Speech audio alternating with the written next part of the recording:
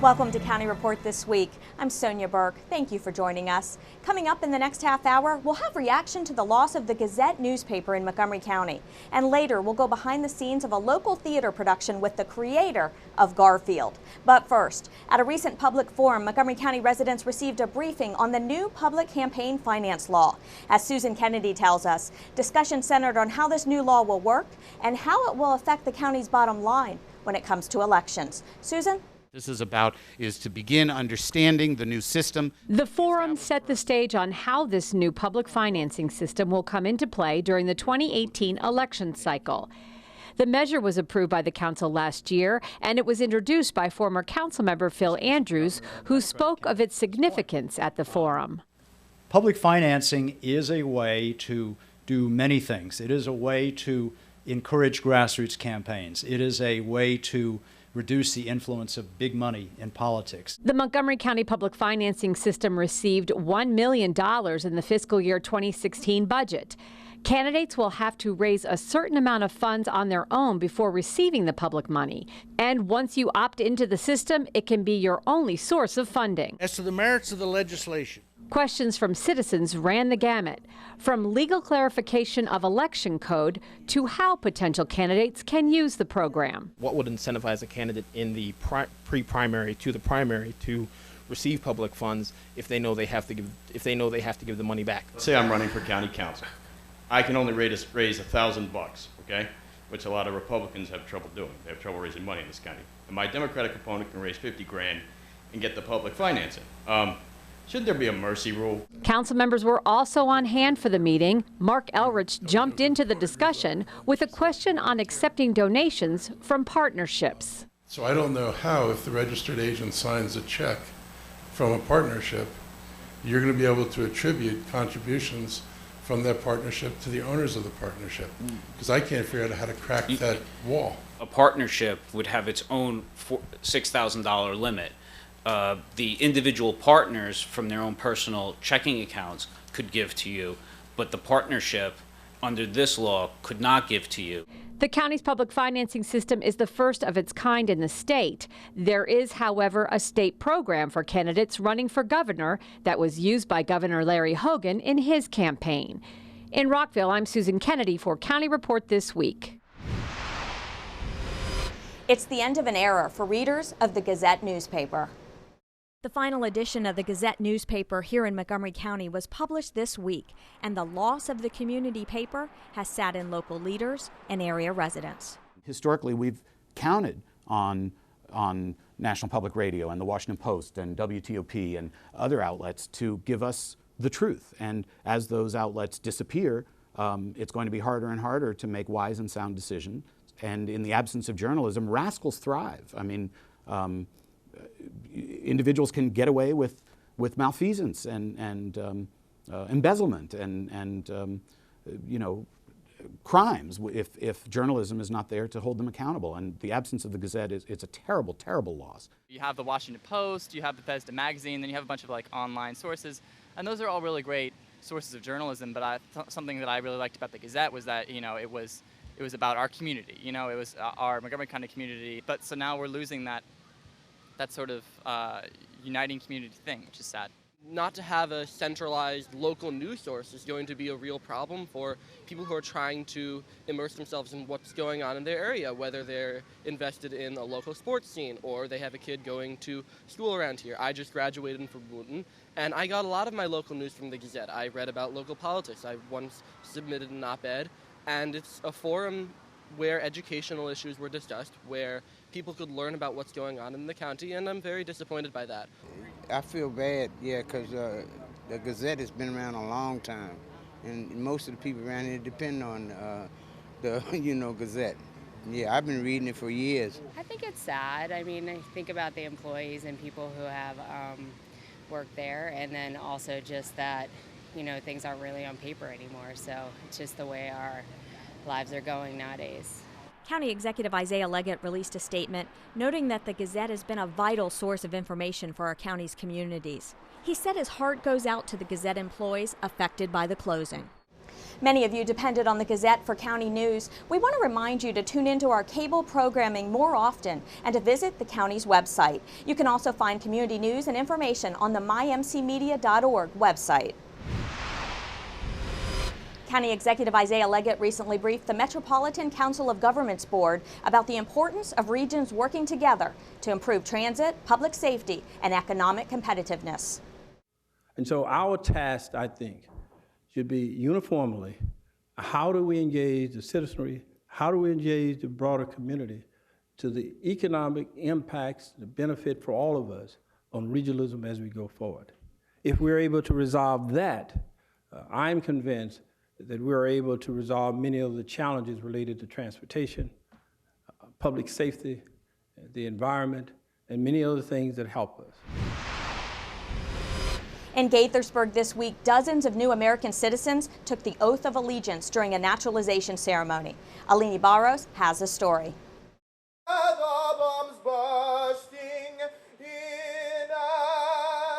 They're from Brazil, China, Jamaica, Ethiopia, and 20 other countries, and now they have one thing in common: an American citizenship. The grounds of Gaithersburg City Hall served as the setting for this naturalization ceremony for 43 new American citizens at the Celebrate Gaithersburg Festival.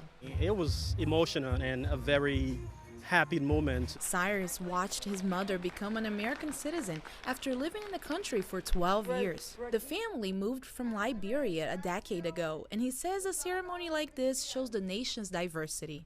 People from all walks of life are citizens of the United States, and they gave you this great opportunity to become part of them, and we all, have allegiance to this country. According to USCIS website, a candidate is eligible for American citizenship after holding permanent residency or green card for at least 5 years. After being legally married to an American citizen and holding a green card for 3 years or more, or if a child born outside the United States has at least one American parent. It was amazing to see how many of them raced over to the voter registration table the moment after the ceremony ended. The USCIS office hosts approximately 2 naturalization ceremonies in Baltimore every day.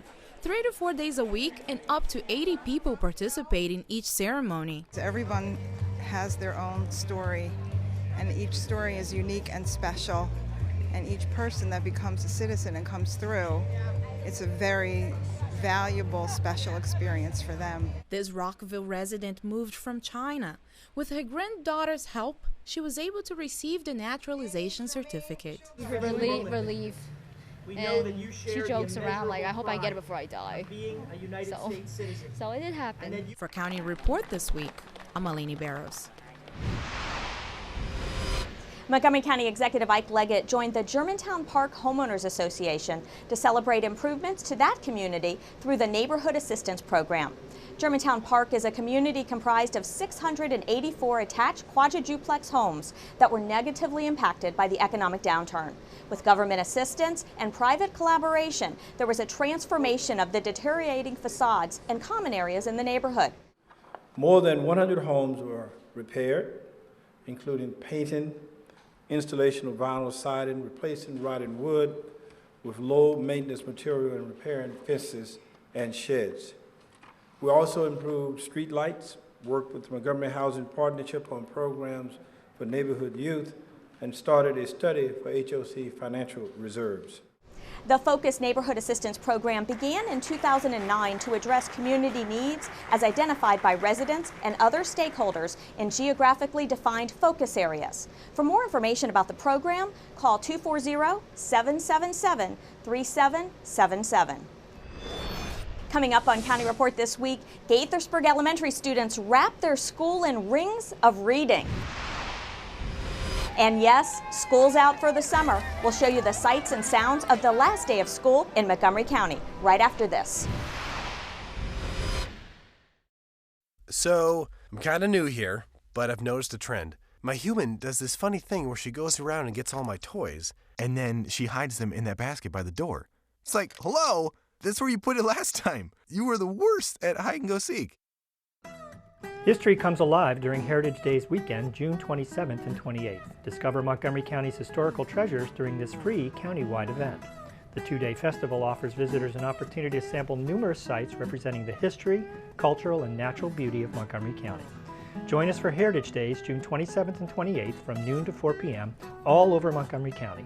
For more information, call 301-515-0753 or go to heritagemontgomery.org. Did you know there are more than 10,000 county government phone numbers? But there's only one number you need to remember for non-emergency calls, 311. MC 311 is Montgomery County government's online telephone information system. Need information? Have a problem or complaint?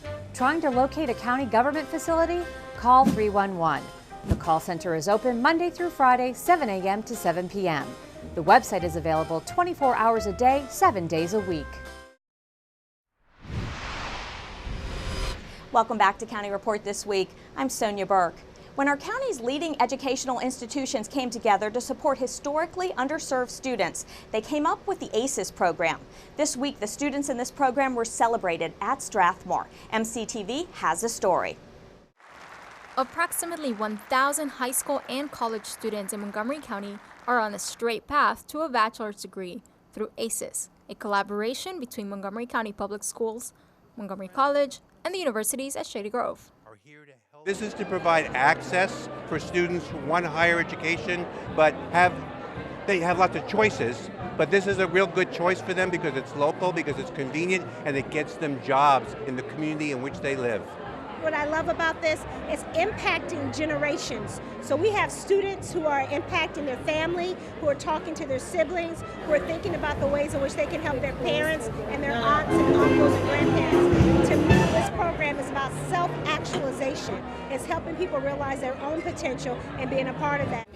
Students like Audrey attest to the reality that this investment goes far beyond academics. ACES has not only taught me the importance of academics and hard work, but my participation in the program has showed me the importance of humility, love, helping others, and giving back. Having coaches available to help them when they need that help, to get through their classes, to get through their homework, to provide some mentoring and support for them. So it's not just about getting into college, it's about successfully completing college. I think one of the really concrete ways that we've been able to help many students is through scholarship money. It makes all the difference to many students. And like I said, I think sometimes these everyday challenges when it comes to knowing who to talk to when you run into an administrative snafu, understanding that, it's important to register early. The money really helps, but having that relationship with a coach makes a big difference. Through scholarships and the help of coaches at every key step of the way, those who invest in ACES ensure that historically underserved students remain a priority. For County Report This Week, I'm Carolina Galeano. If you know of any college students in financial need, remind them to apply for the County Executive's Hispanic Gala Scholarship Program. The deadline is coming up on June 30th, and students from our diverse community who meet the requirements could be selected to obtain a one-time $2,000 scholarship. Those awarded will be part of the Executive's Hispanic Gala to be held at the Fillmore Silver Spring on September 10th. The online application can be obtained at montgomeryhispanicgala.org, and that deadline again is June 30th. The students and staff at Gaithersburg Elementary School are celebrating the number of books they read this school year. And even though school is now out, these students are expected to do a lot of reading this summer. The principal of Gaithersburg Elementary School and the school's media specialist are leading a chant as they celebrate how many books their students read this school year. We came up with the rings of reading, and we decided we were going to recycle manila folders and write every title that each child read onto a ring and then loop them all together. And so today we celebrated over 37,000 books read independently. About 3 years ago, we decided to get rid of traditional homework. We just found that it wasn't working for our students, it wasn't really benefiting them, and so for the last 3 years, students have only had to read every night for homework. We read over, I think, 600 books just in our classroom. Tell me how many books you read. I didn't count all of them, because I read too much. There are nearly 900 students who attend this school, and as they circled the building with their rings for reading, it was clear, no matter what their grade level, they all share a passion for books. get to read or play video games? What would you rather do? Read! It's a very multilingual school, so we encourage kids to read either to their parents, with their parents. We encourage them to read in both languages. I like to read Harry Potter books. I read the Hunger Games trilogy, and I know that it's a hard book and mostly for adult readers, but our principal taught us to keep on getting challenging books. Their principal also challenges her students to keep reading over the summer, and she personally makes sure they have access to books at home. They also visit the neighborhood twice weekly, with a bookmobile that's my own personal car, and give away books. It's important for me that students have access, that students have the choice to choose their books, and then that students have home libraries. And I can't tell you today that I know they do, so I'm going to go out in the summer and make sure they have them. And what do you think your principal? She's cool because she gives books all around the neighborhood, and because I like to read. Does reading make you smarter? Yes! If you'd like to donate some books to the principal's bookmobile this summer, you can reach her at Gaithersburg Elementary School. June 15th was the last day of school for Montgomery County Public Schools. Across the county, teachers, students, and administrators celebrated another successful year of teaching and learning with many cheers and a few tears. In this next video, MCPS TV shares some of the sights and sounds of the last day of school.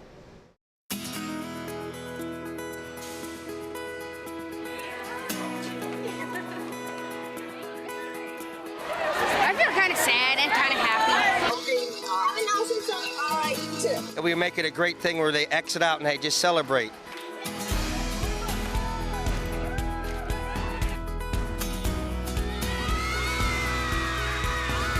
I feel excited going to high school. I felt like it was a great year. I'm excited for a new start. I'm very excited to come back next year and learn more.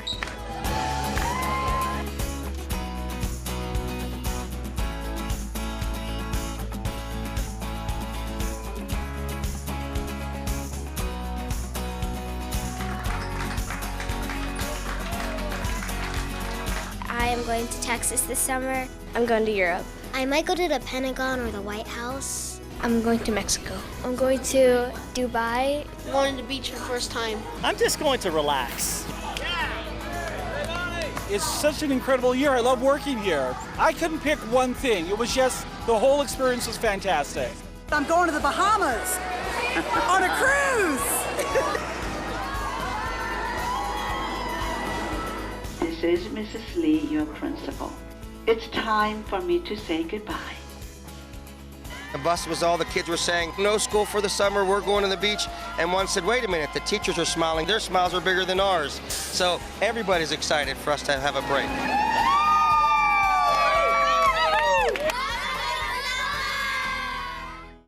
Put it on your calendar. The first day of school is August 31st, and the annual Back to School Fair is Saturday, August 29th at the county's public school headquarters in Rockville. For more information, visit mcpsbacktoschoolfair.org.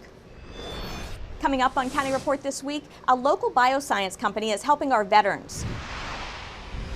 And we'll follow Rockville city leaders on their first walking tour of the summer. Stay with us. County Report this week is coming right back.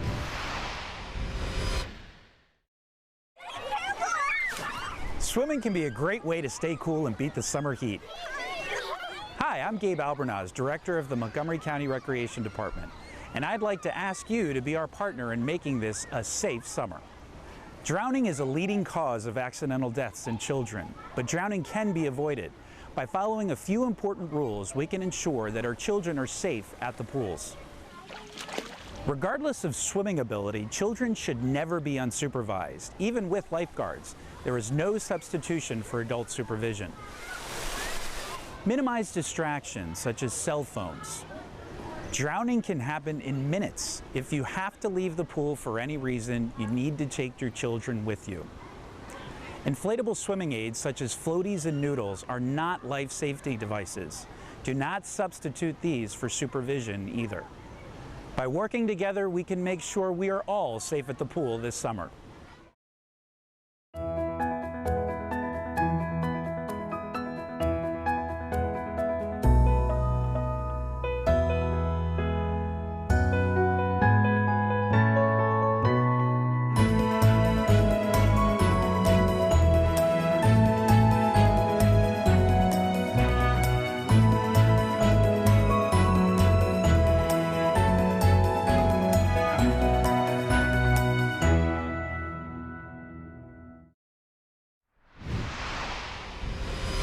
Welcome back to County Report This Week. I'm Sonia Burke. The work done by Emergent Biosolutions is helping to protect our nation's veterans, and the bioscience company's grant to Rivers of Recovery will help them heal too. Krista Brick has a story. A national program to help combat veterans and active military through fly fishing and yoga reeled in a $20,000 grant from a local bioscience company. Giving back to the community in any number of ways is critically important as being a part of the fabric, the infrastructure in the community. The program is called Rivers of Recovery, and it helps the military through outdoor recreation rehabilitation. The funding from Gaithersburg's Emergent Biosolutions helps keep their work with veterans flowing. They get out on that river and around that campfire, and they're able to connect with other people that are having the same stories and the same types of experiences. So far, about 1,000 veterans have gone on these retreats in 7 states throughout the country since the program started in 2008. Mike Vicaro is one of those veterans. And this is what Rivers of Recovery does. It takes those veterans that want to fish or that have never fished and all of a sudden get them involved in something that they can enjoy and realize that they can still do. And it's sort of, they control their life again. Emergent Biosolutions has not just given money. Company employees volunteered on the retreats. And it's not just the veterans who are changed by their experience on the river. What they have given, what they've given to this country was just very moving for me. And well, I'm very humbled. I'm very humbled. And I'm very proud to be working with this company that supports this organization, Rivers of Recovery. After driving for 6 hours thinking about the event and the experience, and my 2-year-old son came running up to me, and the first thought that went through my mind was, these are people's children, and they need help. You can find out more about the Rivers of Recovery program by logging on to their website. For County Report This Week, I'm Krista Brick. The Rockville Mayor and Council recently held their first walking tour meeting of the summer. Residents joined them as they toured the Twin Brook neighborhood. Rockville 11 reports. The Rockville Mayor and Council had their second Walking Town meeting this year on June 6. This time, the residents of Twin Brook got the chance to tell city leaders their concerns right outside their own front doors. So I'm out here to learn, like many of my neighbors, what's happening and ask some questions and bring things to the attention of City Council and staff. And that's been great. We've been talking about sidewalks, traffic islands, the future of the library, the future of the Safeway, and lots of other issues that are really important to our neighborhood. As a Rockville tradition, elected officials consider Walking Town meeting to be one of the most vital and positive ways to understand community concerns and to improve the city's response to those concerns. One of the best things this mayor and council has done is reinstate these Walking Town meetings. We're trying to get to as many neighborhoods throughout the city as we can. They're incredibly helpful. I think they invest the community, they get members of the community talking to each other about the issues in their neighborhood. But it really gives the mayor and council an unparalleled view of what those issues are. The casual environment makes it convenient for residents to participate in their local government. And it helps to build a closer relationship and mutual trust between city government and community members. Oh, I think they're very dedicated to what they do, and it's remarkable how much they are able to do. And I think, number one, it's remarkable that they have all come out today present for this event. It's because we walk, we get to know different people. People will know us by name or by face on the television, but it's always good to know the person up close and personal. That's part of the transparency you try to have is to have a constant dialogue and not just wait for a meeting, but each and every day, each and every week, each and every month you talk with people. Going forward, the Mayor and Council will be discussing a lot of the ideas that came forward. What can we do to encourage that they are responsible owners of those properties in terms of code enforcement, in terms of cleaning up, keeping things cleaned up. For County Report This Week, I'm Tonggu. Coming up next on County Report This Week, we'll go backstage at Adventure Theater with the creator of Garfield. And we'll tell you about Heritage Days in Montgomery County. Stay with us. We're coming right back.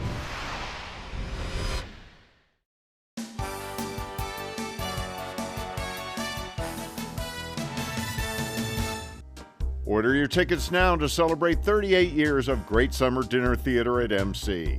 This summer's musicals are The Classic, A Funny Thing Happened on the Way to the Forum, and Legally Blonde, the Musical. You can order your tickets online. 3 MC Raptor baseball players have been named to the NJCAA D3 All-American team. Mitch Spilley and John Hanley were both named to the first team, while Gus Gill was selected for the third team. Spilley was also honored with a Rawlings Gold Glove for defense and a Marucci Elite Hitter Award for his offense.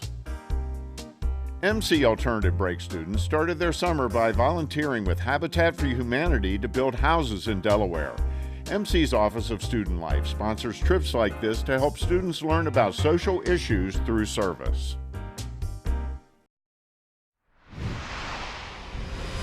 Welcome back to County Report This Week. I'm Sonia Burke. The world premiere of Garfield, the musical with Catitude, is now on stage at Adventure Theater at Glen Echo Park. We recently went behind the scenes with Garfield creator Jim Davis before the production opened to get his thoughts on the show and the set. Take a look. Garfield creator Jim Davis visited with the musical's cast and crew before the show opened at Adventure Theater. We're standing on the set, and it's awesome, I think. Isn't this great? What's your impression? Does this look like Garfield's house? Oh, are you kidding? Yeah, orange with the paw prints on all over the floor. Yeah, he would be leaving them over there. And this set actually is very dynamic in that that's John's house. It's where Garfield lives. But those are panels, and when they turn, they become very dark, and it's downtown, and it's in the alley, and you just flip a few things, and all of a sudden, the whole theater takes on a whole different tone. It's just amazing the way they engineered this.